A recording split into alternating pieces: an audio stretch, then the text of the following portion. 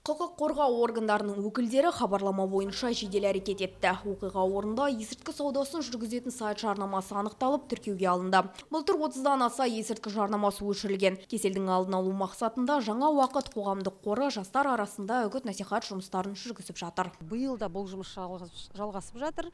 Және ең бір нәтижелі жері бұл әрбір жазу, мысалға есірткінің әрбір жарнамасына қатысты арнайы реестрге тіркеліп, қылмыстық іс көтерілетін болады. Яғни біз атыраулықтарға ескертеміз. Оның ішінде осындай жазуларды жазып жүрген балалар болса да ескертеміз.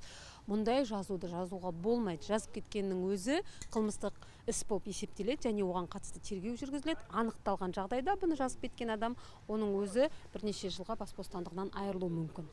Қала тұрғынының бірінен осы өтініш келіп түсті. Міне Азаттық мекен жайында осы үйдің жанында жарнама тұр деп, міне бүгін шұғыл әрекет етіп, прокуратура органдары, полиция органдарымен бірлесіп келіп, осы жұмысты жасап жатырмыз.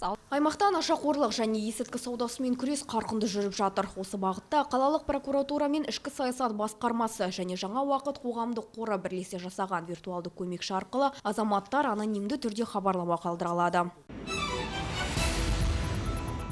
Мемлекет басшысы ағымдағы жылы өткен ұлттық құрылтайда қоғамды жайлаған 5 кеселмен, оның ішінде нашақорлықпен ел болып күресіп, тосқауыл қоюға шақырды. Осы орайда Атырау қаласының прокуратурасы, ішкі саясат басқармасы және жаңа уақыт қоғамдық қорымен бірлесе Стоп синтетик Атырау Телеграм бот виртуалды көмекшісін іске қосты.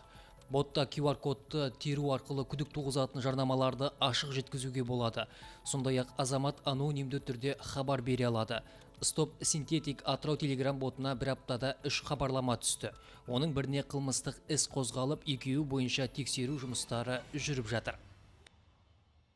Айта кетейік, бұл жарнаманы жазу да қылмыс болып саналады. Яғни есірткі тұтынуға көндірген үшін азамат Қазақстан Республикасының қылмыстық кодексінің 299-да 1-ші бабымен жауапқа тартылуы мүмкін. Мамандар осы жұмыстардың нәтижесінде жастар арасында есірткінің таралуы азаяды деп сенеді. Лаура Кесметова, Талғат Қуанышев, жаңалық қызметі.